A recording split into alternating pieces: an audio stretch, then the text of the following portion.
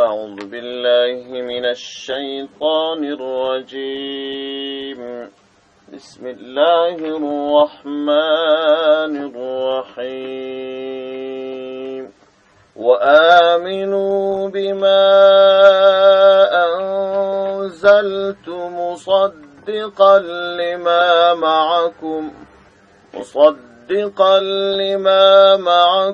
ولا تكونوا أول كافر به ولا تشتروا بآياتي ثمنا قليلا وإياي فاتقون صدق الله العلي العظيم.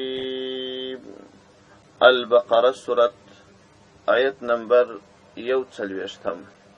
په دې آیت کریمه کې رب عز وجل اهل کتاب ته خطاب کوي.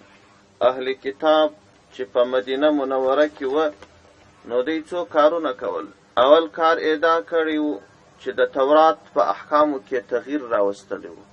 رب عز وجل چې کم احکام په تورات کې نازل کړي و نو په هغه احکامو کې تغییر او تبدیل راوستلی و. کم حکم چې د دوی په خوښ و هغه به یې پرېښی و، کم حکم چې به یې ناخوښ و په هغه کې به یې د ځانه شان لیکلي و.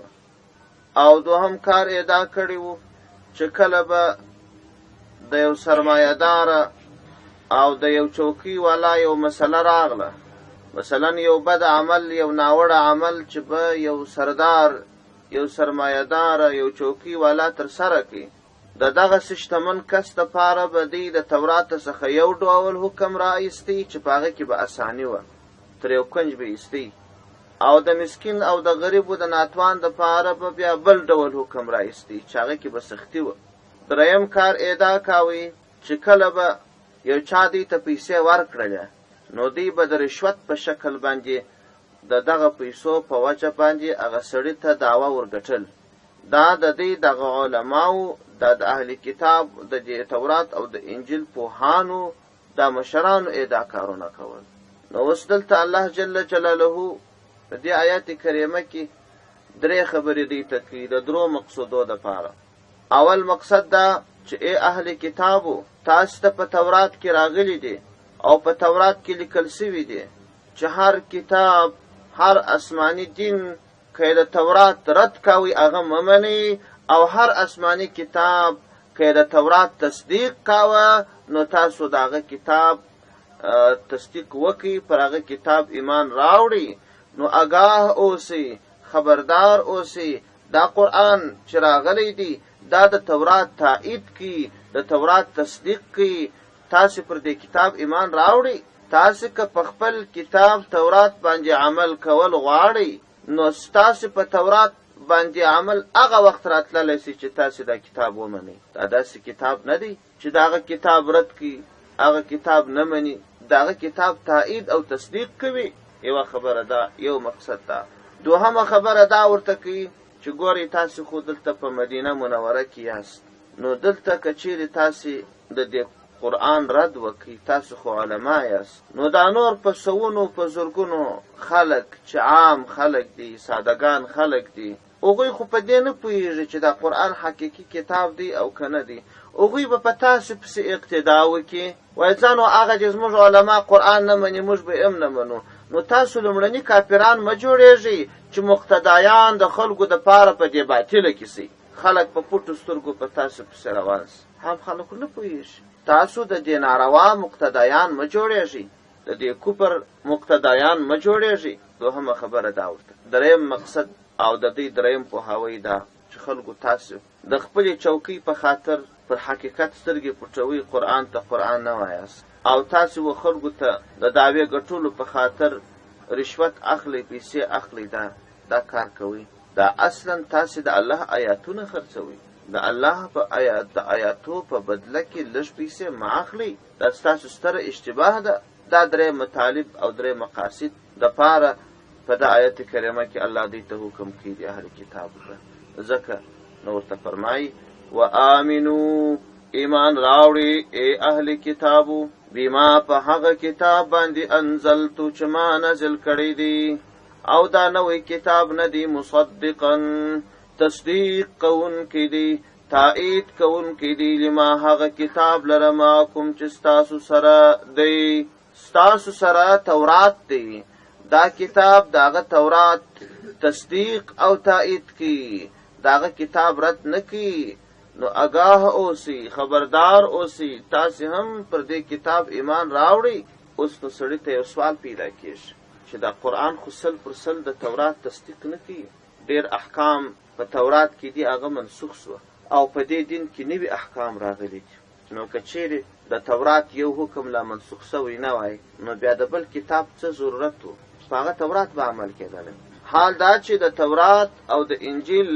احکام منسوخ شو او په قرآن عظیم شان کې نوي احکام راغلل د دې چې منځونه څنګه و هغه سي منځونه په دې دین کې نشته د حج مسله د روزې مسله د عشر و زکات و صدقې مسله دا ټول بدلی دي دا کوم دي چې تایید او تصدیق داغه کتاب یې کړی دي بلکې داغه کتاب رد کی هغه یو ډول احکام شي دلته بل ډول احکام شو دل کیږي دغه سوال د تفسیر علما ور نقل کړی دي بیا یې جواب کړی دي او په جواب کې دا ویلي دي چې دا خبره صحیح ده ځینې احکام د تورات دا لمنځه تللي دي او ځینې هغه احکام تایید شوي دي خو یو د یو شی ردېدل دي یو نسخه کېدل دي یو د تورات رد دی یو د تورات منسوخ کېدل دي دا قرآن دا تورات رد کړی نه دی بلکې تورات یې منسوخ کړی دی منسوخ کېدل دا ردېدل نه دی بلکې منسوخ کېدل هم تصدیق دی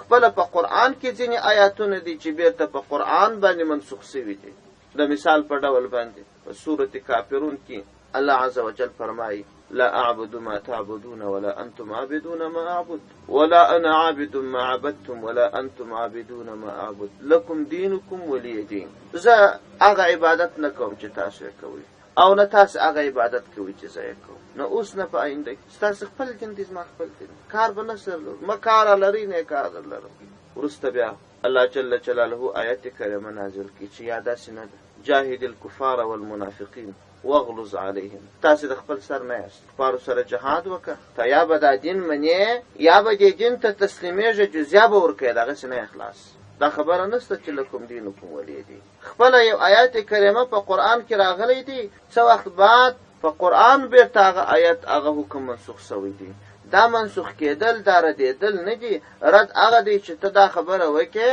چې هغه خبره درواغ ده د منلو نه ده نسخه دا دی چې مخکې حکم هغه و اوس د څه مصلحت په خاطر باندې دا حکم بدل سو هغه هم صحیح حکم و په خپل ځای و خو اوس ضرورت پیدا سو حکم تغییر وکړي نو تصدیق دغه کتاب کې ځکه الله جل جلاله فرمایي مصدقا لما معکم داسې یو کتاب دی چې تصدیق د هغه کتاب کې ای اهل کتابو هغه کتاب چې ستاسو سره در سره دی ولا تكونوا او تاسو مکیږي اول کافر به اول کافر په دې قرآن سره اولین کفار اولین انکار کوونکی اولین نه منونکی دې قرآن ما جوړېږي نو اوس بیا سوال پیدا شي چې اولین انکار کوونکی خو په مکه مکرمه کې قریش و او دا آیاتونه خو په مدینه منوره کې نازل شوي دي 10 کاله په مکه مکرمه کې پیغمبر علیه السلام تیر کړل تر 10 کال وروسته په مدینه منوره کې دا آیاتونه نازل شوه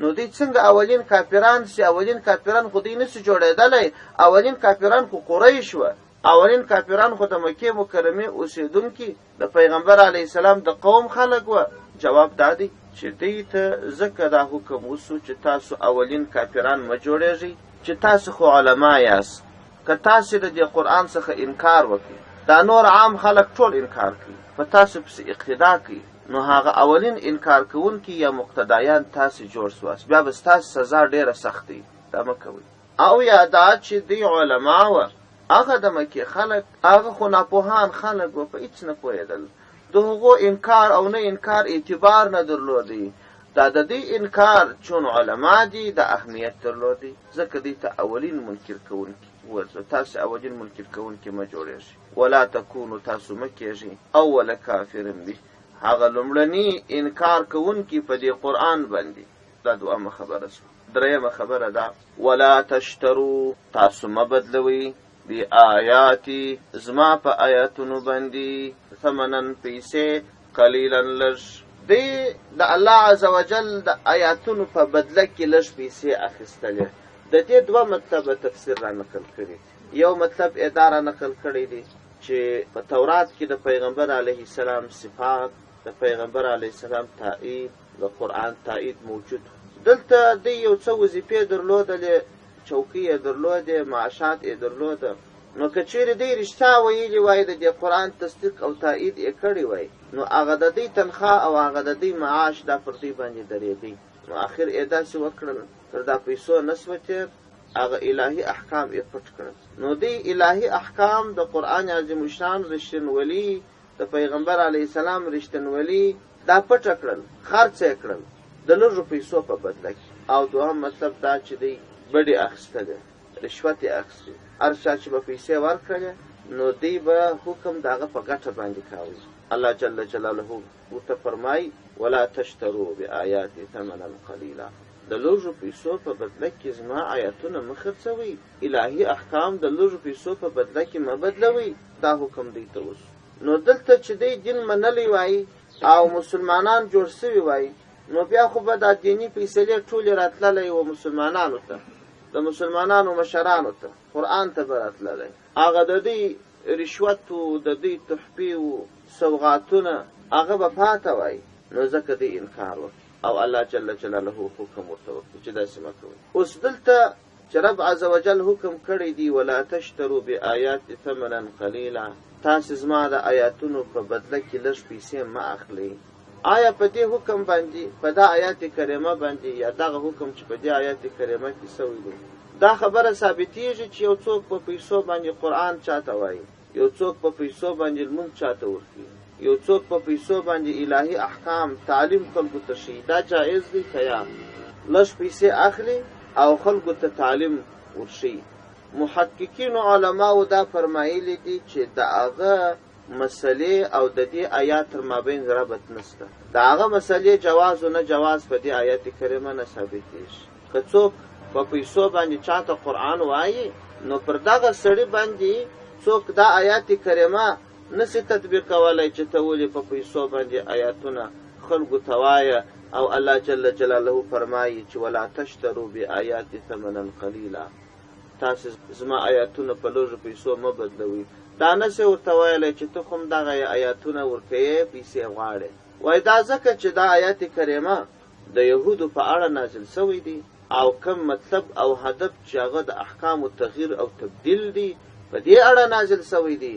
په مزدوري کې خبره نه ده. دلته د دې آیات کریمه شان نزول، د دې آیات کریمه تفسیر، د دې آیات کریمه مقصود په ټولو کې دا خبره ده چې د احکامو تغییر او تبدیل یو څوک کوي، دا د هغو یهودیانو اهل کتابو په اړه نازل شوی. اما دغه مسله چې په پیسو باندې تعلیم کول جایز دي که نه دي جایز، زده کول د دې مسلې په کار دی. زموږ احناف فقها یو متأخرین علما دي، یو متقدمین علما دي.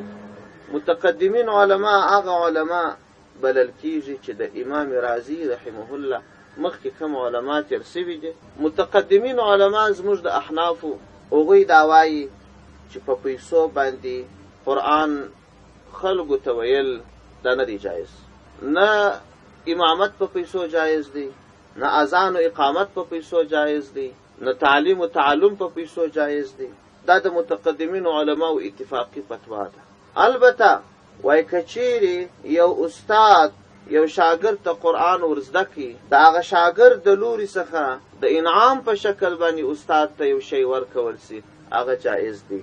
دا د متقدمینو علماو خبره درته کوم. د امام ابو حنیفه رحمه الله په مناقبو کې په خیرات الحسان، الخیرات الحسان فی مناقب امام ابو حنیفه النعمان، په دې کې یوه جزیه را نقل کړې ده. وایي د امام ابو حنیفه رحمه الله زوی حماد ته یو استاد سورة فاتحه ورزده کړل. نو امام ابو حنیفه رحمه الله 500 درهمه ورکړل. بیا هغه استاد ورته وویل چې دا پیسې خو بیخي ډېرې دي، ما خو دومره عمل نه دی کړی. امام ابو حنیفه رحمه الله په جواب کې ورته وفرمایل چې تا قرآن زما زوی ته ورزده کړی دی، د دې عمل توهین مه کوه. که چیرې زما سره نورې پیسې وای دغومرې به مې نورې هم درکړې وای. دا د یو انعام په شکل، د تحفې په شکل خپله امام ابو حنیفه رحمه الله دا کار کړی، دا جایز دی. او دا چې په پیسو باندې یې ورته وایي دا نه دی جایز.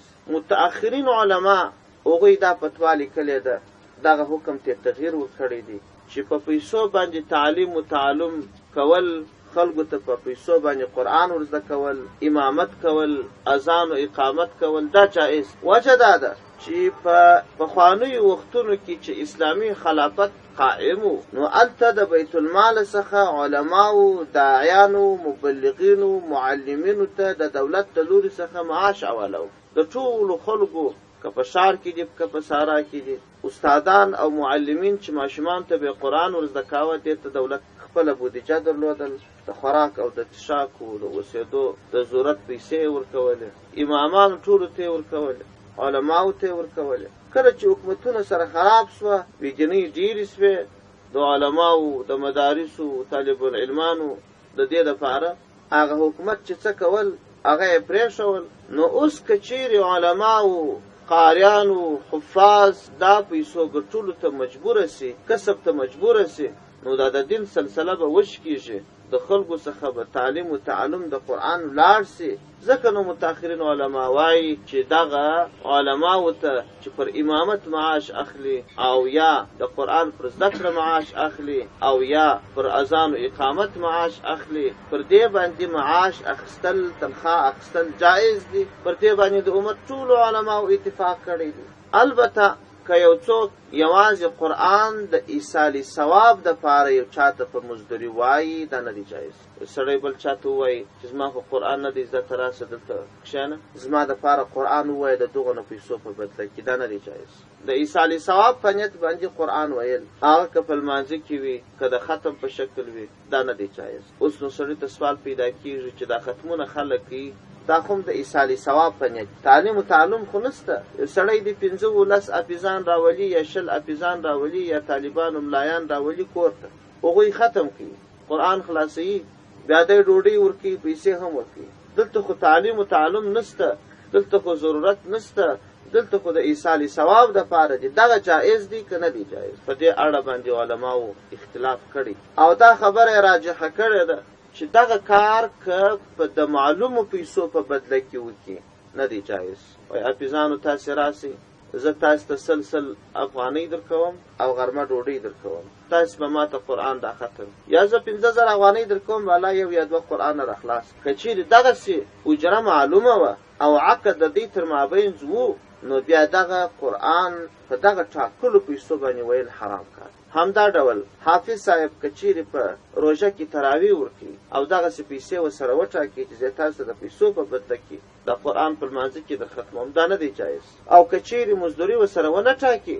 بلکې د ثواب په نیت باندې د حافظان قرآن ختم کړي، که دا سړی شی ورکړي او که یې ورنکړي، هغوی څه نه وایي، نه تعین سته چې یا به دغه نه قدر پیسې یا به دغه نه قدر پیسې، که یې ورکړي که یې ورنکړي او هغه څه نه وایي، نو په دغسې صورت کې بیا پروا نه کوي. لکه د عام عرف چې دی داسې نه کوي چې کور والا د دې حافظانو، طالبانو، ملایانو سره پیسې ټاکي چې دغه نه پیسې راکړي. خو نو بیا هم یو سوال کېږي، وایي المعروف کالمشروط، یو شی چې معروف وي، یو شی چې معلوم وي، هغه لکه شرط کړل سوی داسې دی.